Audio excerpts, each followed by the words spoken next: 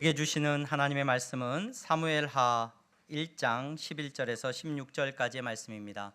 사무엘하 1장 11절에서 16절까지의 말씀을 제가 봉독하겠습니다. 이에 다윗이 자기 옷을 잡아 찢음에 함께 있는 모든 사람도 그리하고 사울과 그의 아들 요나단과 여호와의 백성과 이스라엘 족속이 칼의 죽음으로 말미암아 저녁 때까지 슬퍼하여 울며 금식하니라. 다윗이 그 소식을 전한 청년에게 묻되 너는 어디 사람이냐? 대답하되 나는 아말렉 사람 곧 외국인의 아들이니이다 하니 다윗이 그에게 이르되 네가 어찌하여 손을 들어 여호와의 기름 부음 받은 자 죽이기를 두려워하지 아니하였느냐 하고 다윗이 청년 중 한 사람을 불러 이르되 가까이 가서 그를 죽이라 하매 그가 침에 곧 죽으니라. 다윗이 그에게 이르기를 내 피가 내 머리로 돌아갈지어다. 내 입이 내게 대하여 증언하기를 내가 여호와의 기름 부음 받은 자를 죽였노라 함이니라 하였더라. 아멘. 이 시간 샤론 찬양대 하나님 앞에 찬양하겠습니다.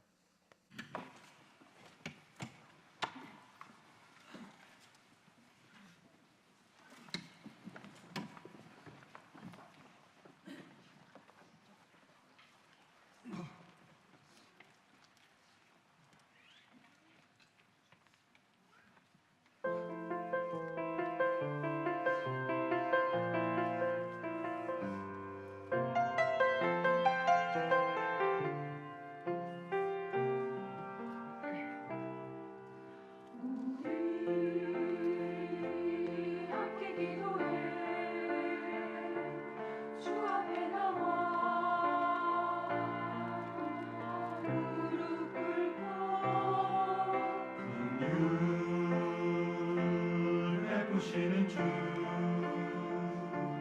하늘을 향해 두 손 들고 하늘 문이 열리고 은혜의 빛이 이 땅 가득 내려주소서. 마침내 주 오셔서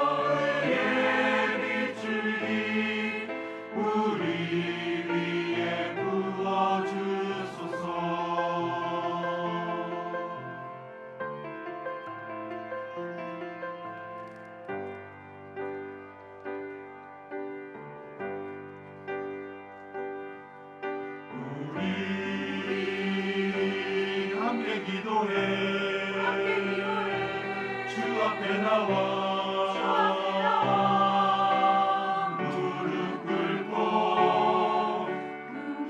긍휼 베푸시는 주 하늘을 향해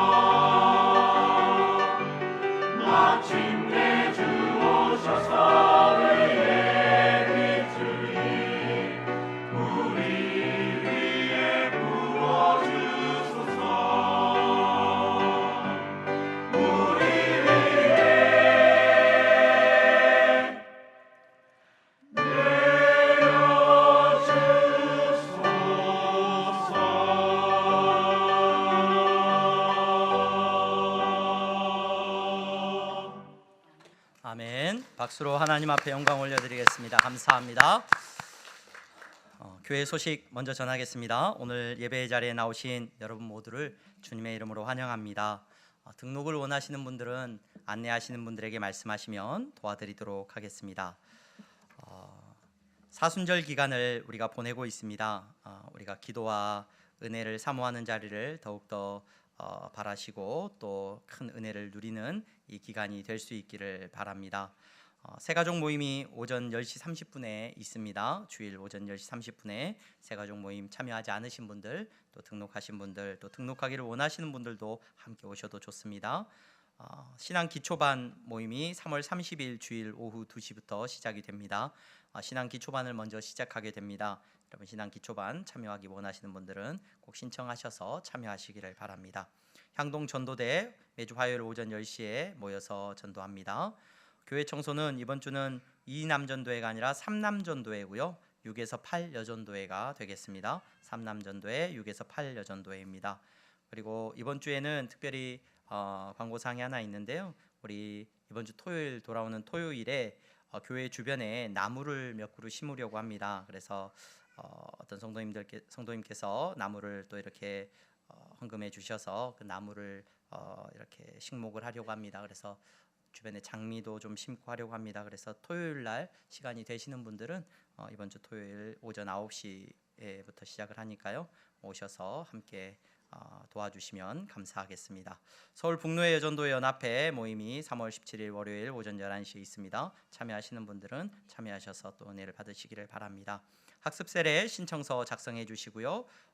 신청해 주시기를 바랍니다. 또 주변에 학습 세례를 받아야 되는 분들이 계시면 여러분들이 권면해 주시기를 바랍니다. 신방 받기를 원하시는 분들은 신방 신청서 작성해서 헌금함에 넣어 주시기를 바랍니다. 신청해 주시면 우리 기도하면서 신방 받도록 하겠습니다. 지난주에 우리 박혜임 성도님 교회 등록하셨고요.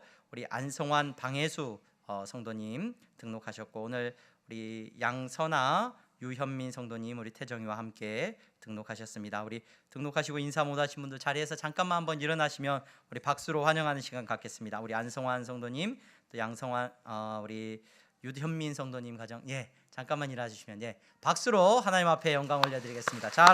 잘 나오셨습니다. 우리 향동교회 안에서 복되게 신앙생활 하시기를 바랍니다. 우리 옆에 분들 보면서 인사하겠습니다. 잘 나오셨습니다. 성도님은 예수님을 닮으셨습니다. 네. 오늘 예수님 닮으신 분들과 함께 예배할 수 있어서 기쁨이고 영광입니다. 우리 계속해서 다윗을 통하여서 우리 하나님의 말씀을 살펴보고 있습니다. 오늘 사무엘하 말씀을 통하여서 우리 다윗을 계속해서 살펴보고자 합니다. 여러분, 다윗은 시글락을 약탈했던, 다윗이 머물고 있었던 동네였던 시글락을 약탈했던 아말렉 사람들을 쫓아가서 빼앗겼던 모든 것들을 찾아왔죠. 그 시간에 그때에 사울 왕은 블레셋과 큰 전투를 하고 있었습니다. 사실 다윗은 이 전투에 끌려갈 뻔했습니다. 그래서 블레셋 편에 서서 이 사울 왕과 싸울 뻔했는데 하나님께서 간섭하셔서 다윗을 지켜주셨습니다. 그래서 이 사울 왕은 블레셋과 큰 전투를 이제 치러야 되는 상황이었고, 그 전투를 지금의 이스라엘 평야라고 하는 갈릴리 호수가 있고, 그 갈릴리 호수 이 서쪽으로 이스라엘 평야가 이스라엘에 있습니다. 우리나라도 큰 평야가 아닌데 이스라엘이니까 얼마나 큰 평야겠습니까만은 그래도 땅이 비옥하고 평지가 있어서 농사짓기 유익한 그런 땅인데, 그 이스라엘 평야에서 큰 전투가 벌어집니다. 그 이스라엘 평야에 가면은 길보아 산이라고 하는 그렇게 높지 않은 산이 하나 있는데, 그 산에 제가 맞은편에서 몇 달간 거주할 기회가 있었는데 길보아 산이 맞은편에 보여요. 그래서 길보아 산이 참 아름다운데 시간이 날 때 한번 그 산에 이렇게 이제 여행을 갔는데, 산 전체를 이스라엘 사람들이 호수를 이렇게 둘러가지고요, 물이 안 나니까 그 산에 나무를 심고 호수를 다 둘러가지고 그 나무 한 그루 한 그루, 그래서 그 산을 이제 나무를 심어서 산을 이렇게 아름답게 가꿔 놓은 걸 볼 수가 있었는데, 그 길보아 산에서 사울 왕이 죽임을 당하게 됩니다. 사울 왕뿐만 아니라 사울 왕의 세 아들도 그곳에서 전사하게 되는 일이 오늘 성경의 사무엘상 마지막에 기록되고 있습니다. 여러분, 사무엘상 31장에 보면은 이 사울 왕의 최후에 대해서 비교적 자세하게 묘사를 해놓고 있습니다. 블레셋이 이스라엘과 싸움을 작정을 하고 이제 싸웁니다. 여러분, 사실 이스라엘은 블레셋과 싸울 만한 힘이 없는 나라입니다.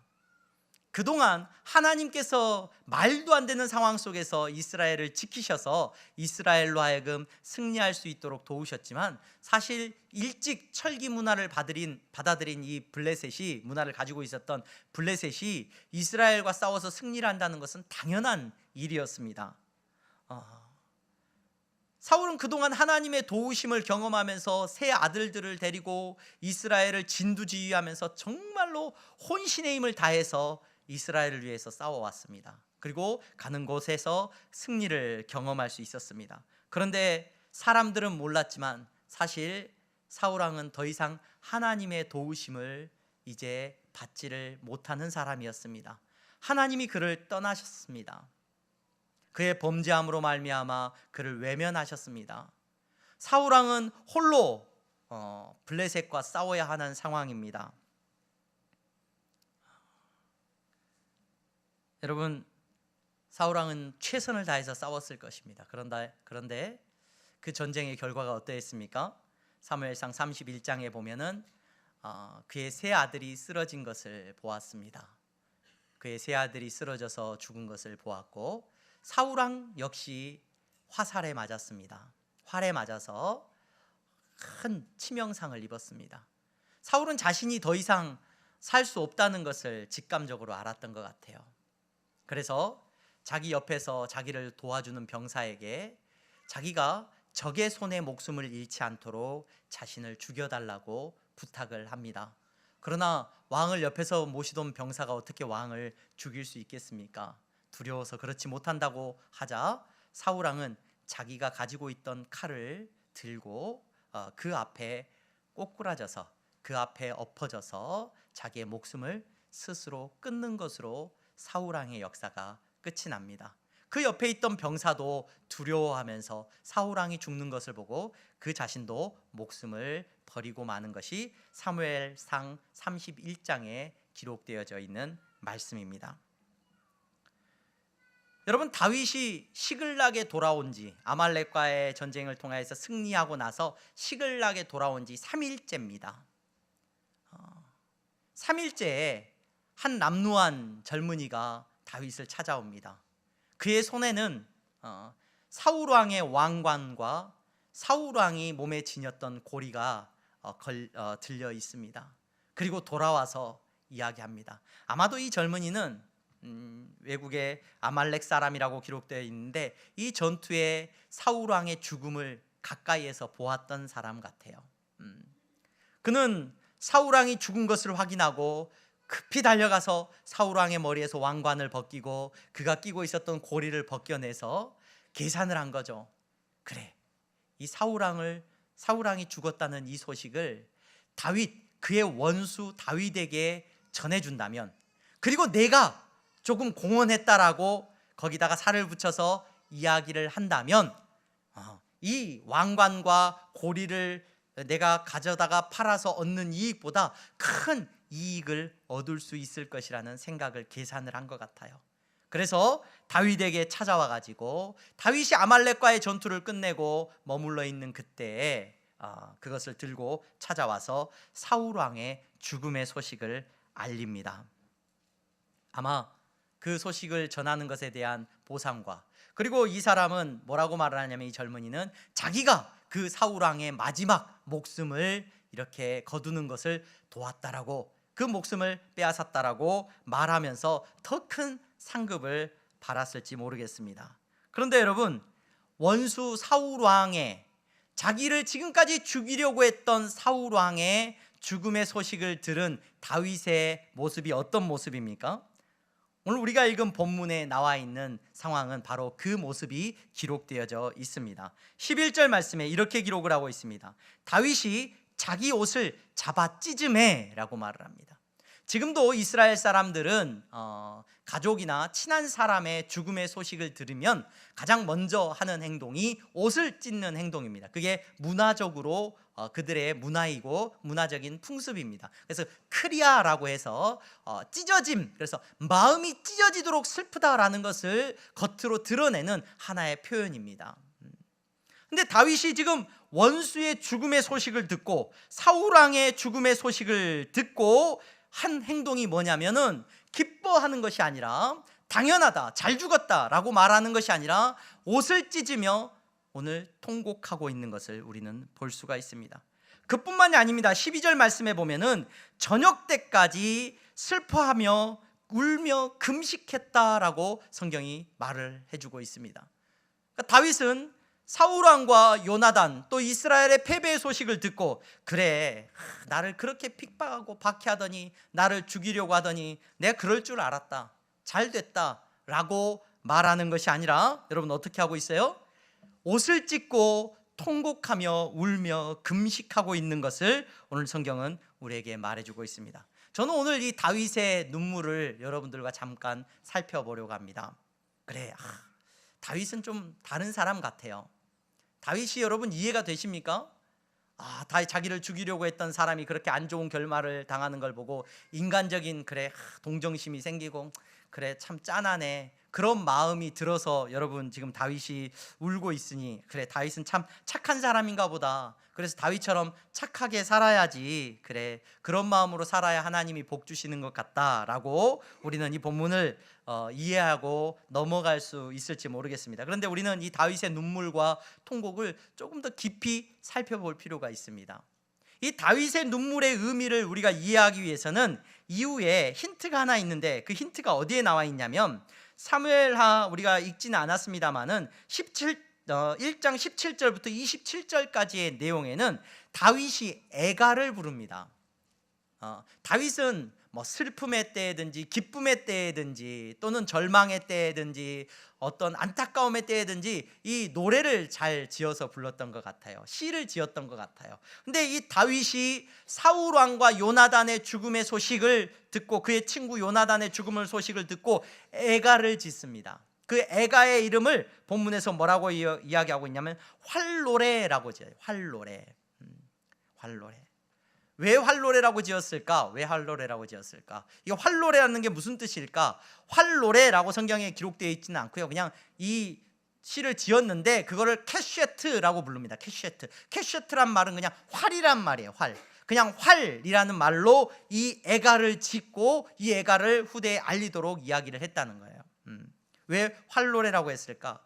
김훈이라는 우리나라의 작가가 이순신 장군에 대한 글을 쓰면서 칼의 노래라는 작품을 썼어요. 칼의 노래라는 유명한 작품을 썼는데 칼의 노래라는 제목을 지은 이유는 이순신 장군이 전장을 다니면서 늘 지니고 다녔던 그 칼을 지니고 그 내면의 이야기를 들려주는 그 내면의 어떤 그 울림을 이순신 장군의 그 내면의 이야기를 들려주고자 이 칼의 노래라는 제목으로 소설을 썼습니다. 여러분 활이라는 이 제목이 붙어있는 이 애가가 왜 활일까? 원래 그 사울 왕이 속한 베냐민 지파가 활을 잘 쏘는 지파였어요. 활을 잘 쏘는 지파였고 이 역대상의 내용을 살펴보면은 활을 잘 쏘았던 것에 대하여서 기록도 남아 있습니다. 역대상 8장 40절에 보면은 용감한 장사요 활을 잘 쏘는 자라, 그래서 베냐민 자손들은 이러하였더라라는 기록도 남아 있어요. 그리고 뭐 사울 왕이 여러분 마지막에 어디에 목숨을 잃게 됩니까? 활에 의해서 목숨을 잃게 되었어요. 그래서 아마도 활이라는 제목을 붙인 것에는 뭐 그런 어떤 복합적인 이유도 있을 것이고 또 뭐 다르게 생각한다면 그 당시에 가장 장수들이 들고 다녔던 건 칼보다도 활을 가지고 많이 싸웠던 것 같아요. 그래서 그 활을 들고 다니면서 그 싸웠던 그 사울 왕에 대한 어떤 그런 슬픔과 그의 어떤 상태를 애가로 지어서 지금 부르기 때문에 활이라는 제목을 붙였단 말이에요. 자, 제가 이 활이라는 이 애가를 우리가 살펴볼 수 있으면 이 애가가 우리에게 힌트를 준다라고 말씀을 드렸어요.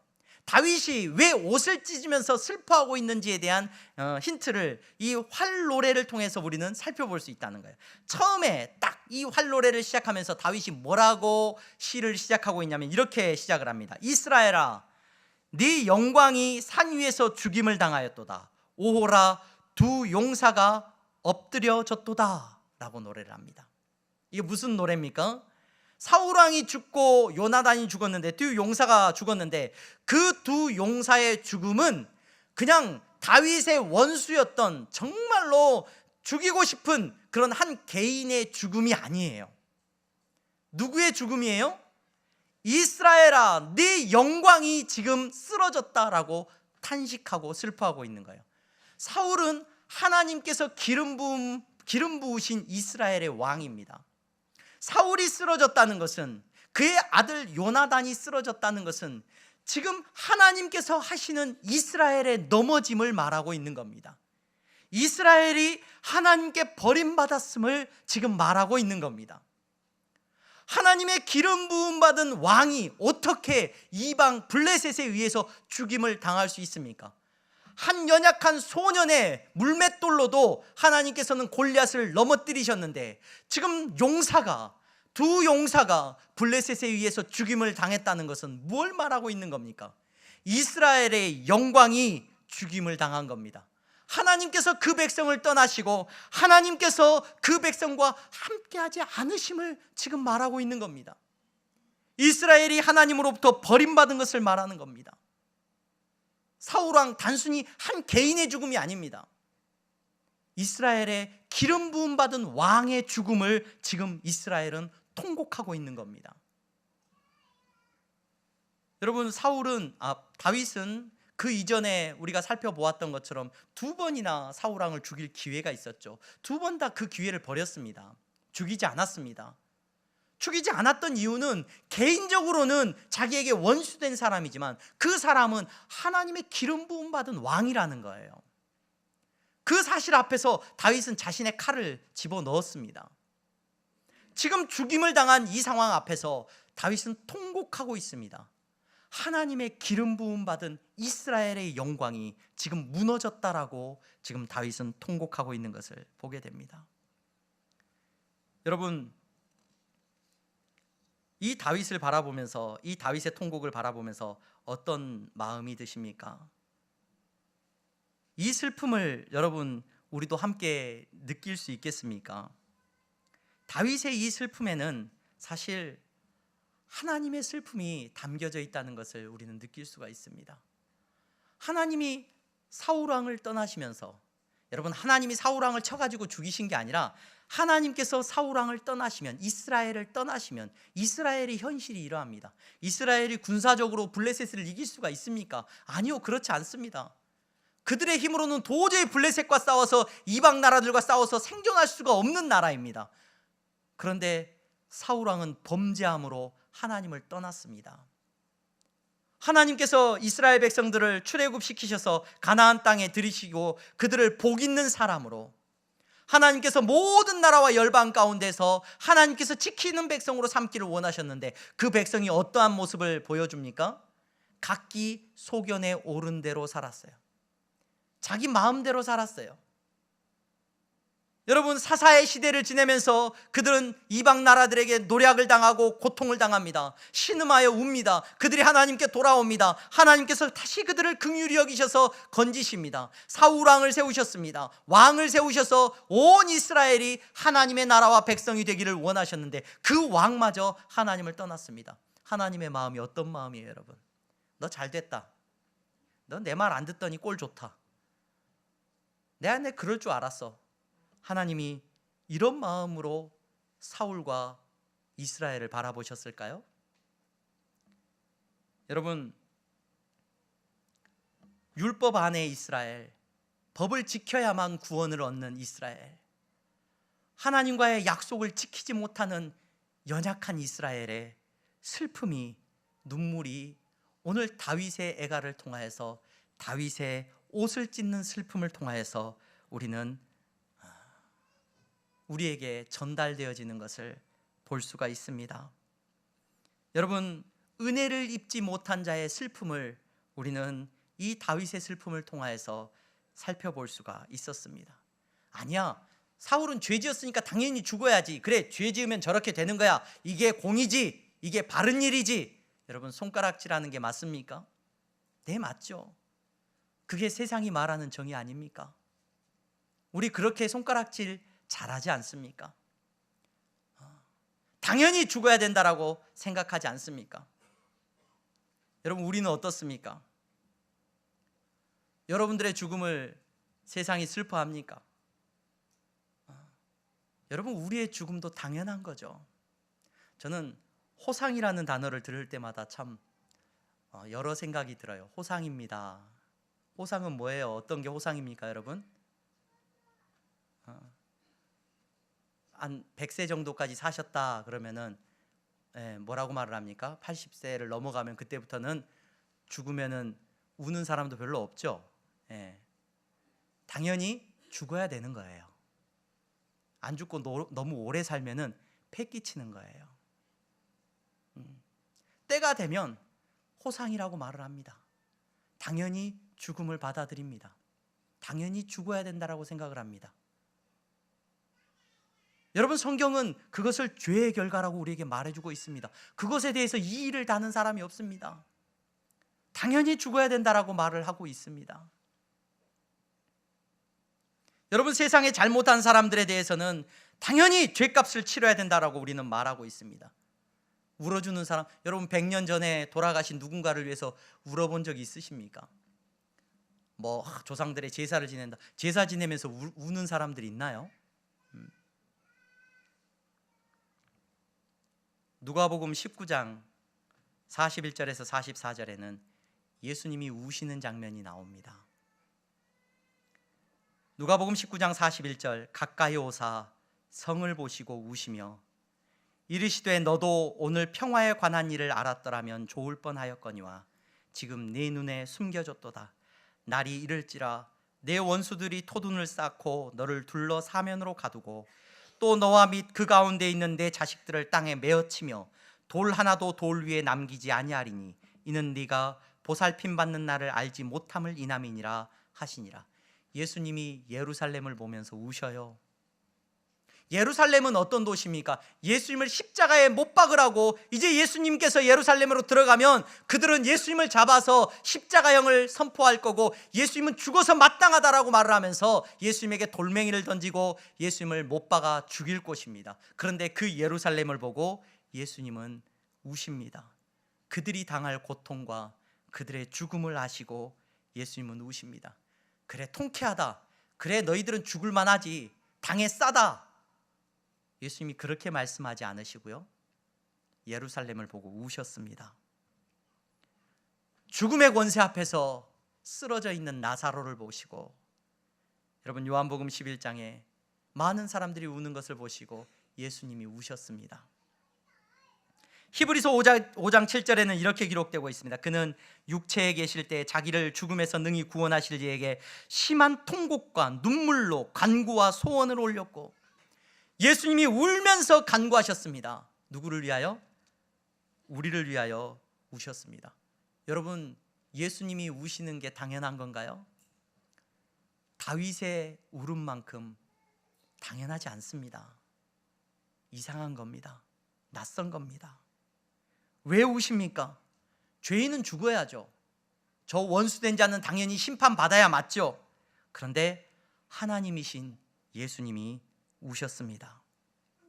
다윗은 우는 것밖에 할 수 없었지만 우리 예수님은 우시고 그들을 위하여 십자가를 지셨습니다. 원수들을 위하여서 십자가를 지시고 피 흘리시고 대신하여 죽으셨다라고 성경은 우리에게 말해주고 있습니다.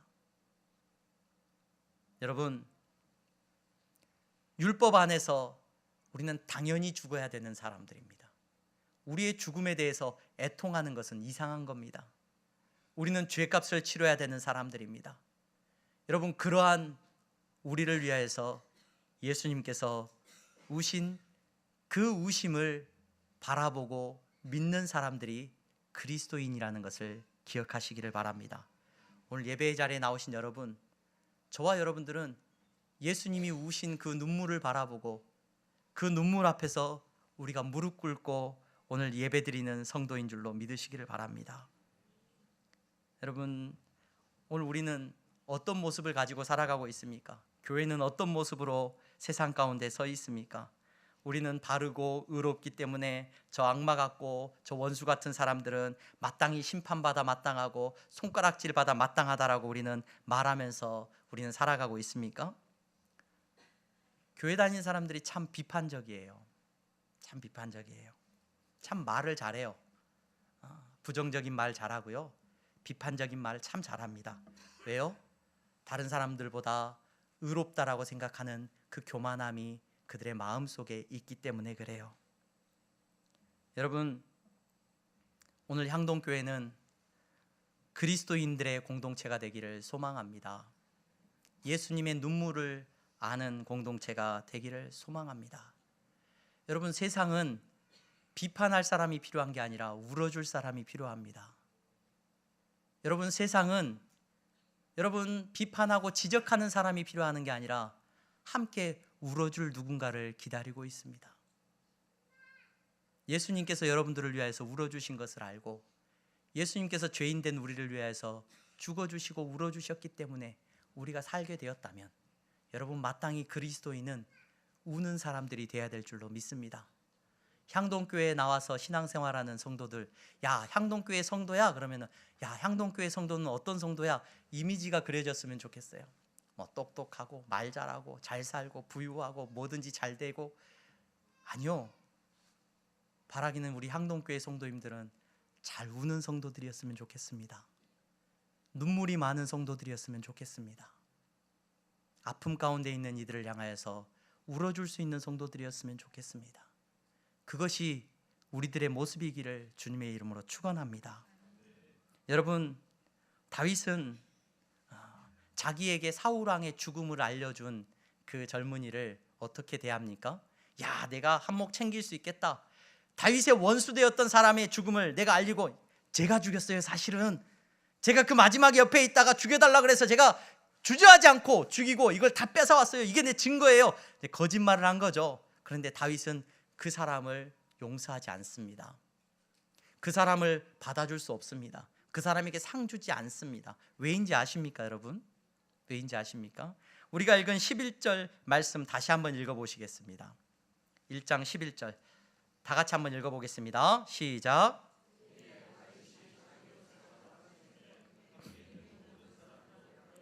아멘.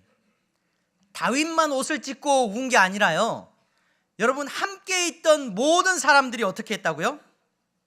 옷을 찢고 울며 금식했다는 거예요. 여러분, 저는 이 대목이 잘 이해가 안 됐어요. 사실 다윗과 함께하는 사람들은 어떤 사람들인 줄 압니까? 이스라엘에서 쫓겨난 사람들이에요. 그 사회의 부적응자들이에요. 사울왕에게 미움받은 사람들이고 다윗에게 속해 있었으니까 여러분, 사울왕 때문에 사울왕이 살아있는 동안에는 절대로 자기들의 인생에 편할 날이 없는 사람들이에요. 아둘람 굴에 있을 때 다윗에게 몰려왔던 사람들 보면 빚진 자, 뭐 망한 사람들, 가난한 사람들, 뭐 깡패 같은 사람들, 이런 사람들, 사회에 원망이 있는 사람들 전부 다윗 앞에 다윗에게 몰려들어 있었어요. 그래서 다윗을 쫓아다녔는데 그 사람들이 다윗과 함께 다니면서 지금 사울왕의 죽음의 소식을 들었을 때 그들이 다 함께 옷을 찢고 통곡하며 울고 있는 모습을 우리는 보게 됩니다. 이게 다윗이 함께하는 다윗의 공동체의 모습입니다. 여러분, 교회는 어떤 곳입니까? 이 공동체는 어떤 공동체가 되어야 됩니까? 여러분, 예수 그리스도와 함께 우는 공동체인 줄로 믿으시기를 바랍니다. 여러분, 세상을 향해서 판단하고 비판하고 정죄하고 손가락질하는 사람은 어울리지가 않아요. 이 공동체와 어울리지 않아요. 예수 믿는 사람들의 이름과는 거리가 먼 사람이라는 겁니다.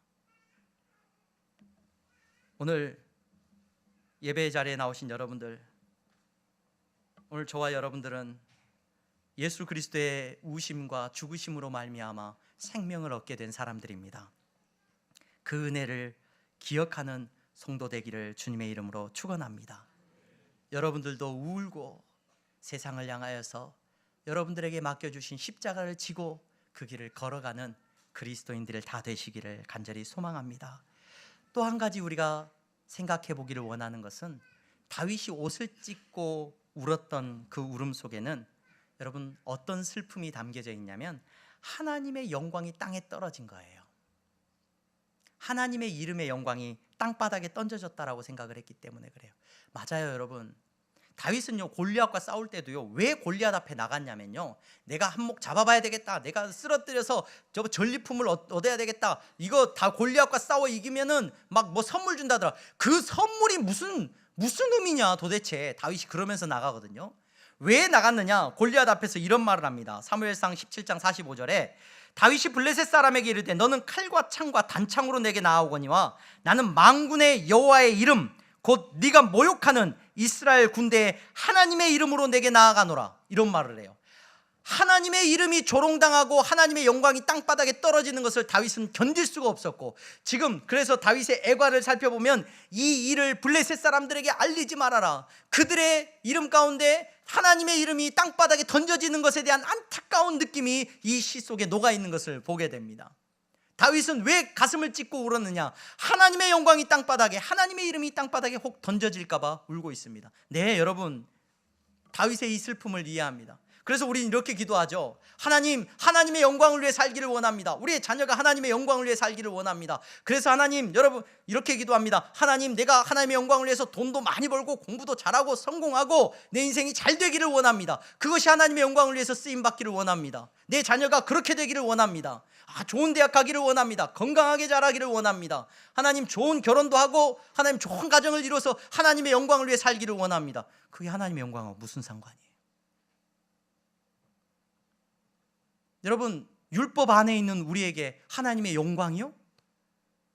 사람은 속일 수 있을지 몰라요. 야, 박지훈 목사, 야, 목사님이 되셨네? 목사님이 되셨고, 야, 설교도 하고 그럴듯하네? 하나님의 영광을 위해서. 사탄이 내 옆에 서 있다면요? 여러분, 욥을 고발했던 사탄이 하나님 앞에 나갔을 때 하나님께서 욥을 칭찬하십니다. 사탄이 뭐라고 말을 합니까? 하나님이 좋은 거 주시니까 그러잖아요. 한번 나쁜 거 줘보세요. 사탄이 고발을 해요. 그 사탄 앞에서 여러분, 하나님의 영광을 드러낼 수 있는 분이 이 자리에 앉아 계실까 모르겠습니다. 여러분들의 생각과 여러분들의 어떤 마음과 여러분들의 삶의 은밀한 것을 통해서 하나님의 영광을 높일 수 있는 분이 이 자리에 계실까요? 여러분들의 모습을 보고 사탄이 감동해가지고 저 사람을 보니까 진짜 하나님의 영광이 높아질 것 같습니다. 이런 사람이 있을까요? 그저 안 들킬 뿐이죠. 안 들켰을 뿐이에요. 안 들켰을 뿐이에요. 뭐 잘 되고 이러면 뭐 하나님의 영광입니까? 내 영광이죠. 자녀가 잘 되면 뭐 하나님의 영광이에요? 어깨에 힘주고 다니는 부모의 영광이죠. 여러분, 하나님의 영광을 착각하시면 안 됩니다. 율법 안에 있는 우리가 하나님의 영광을 어떻게 할 수 있습니까? 어떻게 하나님의 영광을 담을 수 있고 하나님을 영광스럽게 할 수 있습니까? 생각하는 것부터 살아가는 모든 것이 하나님 앞에 죄투성인 우리가 어떻게 하나님을 영광스럽게 할 수 있냐고요. 사울왕의 모습이 바로 우리의 모습인데, 하나님을 영광스럽게 하기보다는 우리의 죄악된 모습과 죄로 말미암아 처참하게 패배한 우리의 모습이 하나님의 이름을 땅바닥에 내던지게 만드는 것이 우리의 현실인데, 어떻게 우리가 하나님을 영광스럽게 할 수 있냐는 거예요. 여러분, 하나님의 영광은 여러분들의 성공과 무관합니다. 여러분들의 무엇과 무관하다는 것을 잊지 마시기를 바랍니다. 어떻게 우리가 하나님의 영광에 스크래치를 낼 수 있겠습니까? 우리가 하나님의 영광을 드높일 수 있어요? 아니에요. 하나님은 우리를 통하여서 영광 받지 않으셔요. 히브리서 1장 3절입니다.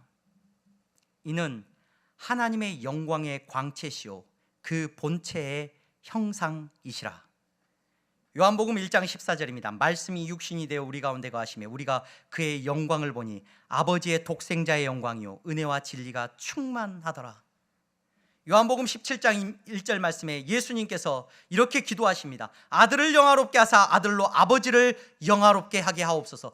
예수 그리스도 그분이 하나님의 영광으로 우리에게 오셨고, 우리는 도무지 선택받은 이스라엘은 하나님을 영광스럽게 할 수 없는 사람들이기에 오늘 하나님의 영광 대신 예수 그리스도가 이 땅에 오셨고, 그 예수 그리스도로 말미암아 십자가를 지시고 하나님의 말씀에 온전히 순종하신 예수 그리스도로 말미암아 하나님이 영광을 받으셨다라고 성경은 우리에게 말해주고 있습니다.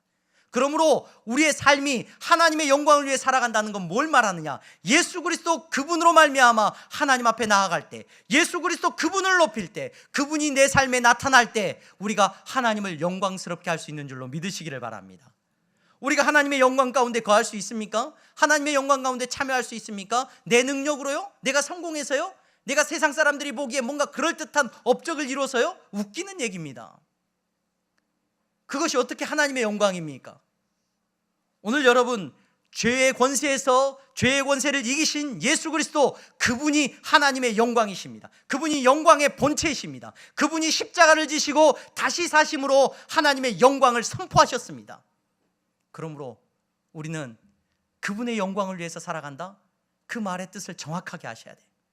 하나님의 영광을 위해 살아간다는 것은 나를 위해서 사는 인생이 아니라, 내 성공이 아니라 내 삶을 통해서 예수님이 나타나면 그 예수 그리스도로 말미암아 하나님의 영광이 우리 가운데 드러나는 것을 기억하시기를 바랍니다. 우리의 자녀가 여러분 하나님의 영광을 위해 살기를 원하십니까? 그렇다면 예수 그리스도, 그분에게 붙들린 인생이 되어서 예수님을 드러내는 삶을 살아간다면 하나님이 영광 받으셨다는 것을 기억하시기를 바랍니다. 저와 여러분들의 삶도 마찬가지인 줄로 믿습니다. 오늘 다윗은 이스라엘의 슬픔을 노래하고 있습니다. 하나님의 영광을 위하여 부름받았는데 그들에게는 하나님의 영광이 없어요. 이가봇이에요. 하나님의 영광이 떠나버렸어요. 사울 왕의 모습을 보면서 은혜 입지 못한 자의 비참함을 그는 보았습니다. 이후에 이스라엘의 역사를 보십시오. 마찬가지입니다. 버림받고 바벨론에 의해서 짓밟히게 되고 온 나라가 조롱거리가 되어버렸습니다.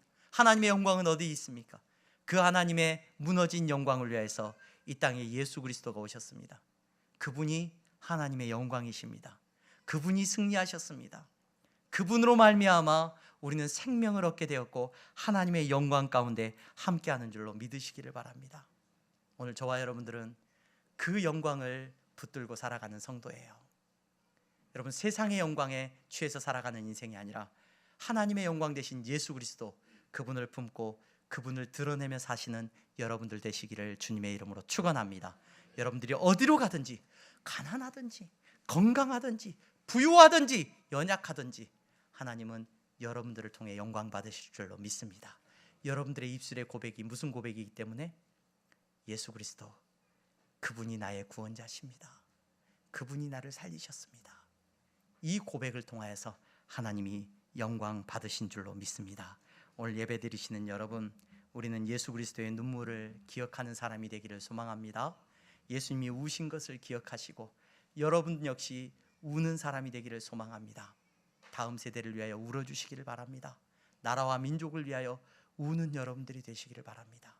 여러분, 여러분들의 삶 속에서 내 영광에 취해 사는 것이 아니라 하나님의 영광을 위하여 울며 기도하는 저와 여러분들이 될 수 있기를 주님의 이름으로 축원합니다. 기도하겠습니다. 거룩하신 하나님, 감사합니다. 오늘 하나님께서 사랑하시는 귀한 자녀들이 예수 그리스도의 죽으심과 다시 사심을 힘입어 이 자리에 예배드립니다. 하나님, 저들의 예배를 통하여서 주님이 영광받아 주시옵소서. 예수 그리스도의 이름으로 기도하옵나이다. 아멘.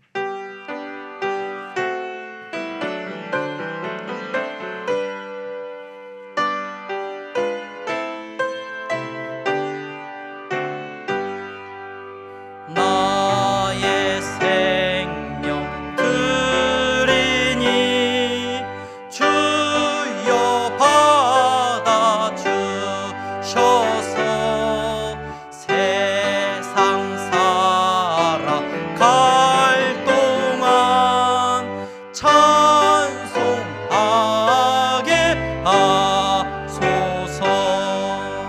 나의 보화 드리니 주여 받아 주셔서 하늘나라 위하여 주 뜻대로 되소서. 아멘. 거룩하신 하나님, 사랑하는 성도들이 이 시간 예수 그리스도를 믿는 믿음 안에서 예배드리게 하시고 그분의 은혜 안에서 정직한 11조와 감사의 예물을 드리게 하시니 감사합니다. 하나님, 저들이 믿음대로 이 예물을 드렸사오니 그 믿음대로 저들을 붙잡아 주시기를 원합니다. 저들이 어느 자리에 있든지 하나님께서 저들을 통하여서 영광받아 주시옵소서. 저들을 통하여서 예수 그리스도가 증거되기를 원합니다. 가난하고 힘이 없는 순간에도 하나님 저들의 믿음을 통하여서 예수 그리스도가 나타나기를 원하며, 부유하고 성공하는 순간에도 예수 그리스도가 나타나기를 원합니다. 하나님, 저들을 통하여서 주님이 영광 받으심을 감사합니다. 선교의 예물을 드립니다. 건축원금을 드립니다. 장학헌금을 드립니다. 예수 그리스도의 이름이 땅끝까지 증거되기를 원하는 마음으로 드리는 예물이오니 주님께서 사용하여 주시옵소서. 경제적인 연약함 가운데서 슬퍼하며 주님 앞에 드리고 싶으나 드릴 것이 없어서 절망 가운데 있는 성도들이 있습니까? 우울하지 않게 하시고, 아버지 하나님, 물질 때문에 슬퍼하지 않게 하여 주시옵시고, 그 물질을 통하여서 하나님의 살아계심을 경험하게 하여 주시옵소서. 예수 그리스도께서 우리를 위하여서 모든 선한 것을 주셨음을 경험하는 성도들이 되게 하여 주시옵소서. 예수 그리스도의 이름으로 기도하옵나이다. 아멘. 다 함께 일어나서 찬양하겠습니다.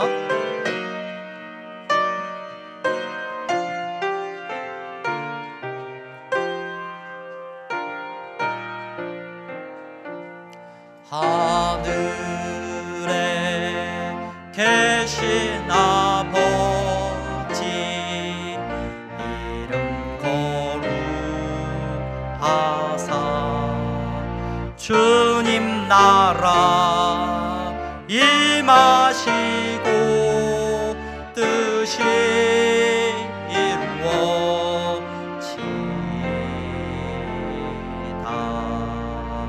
일용할 양식 주시고 우리들의 큰 죄 다 용서하옵시고, 또 시험에 들게 마시고 악에서 구원하소서. 대개 주의 나라 주의 권세 주의 영광 영원히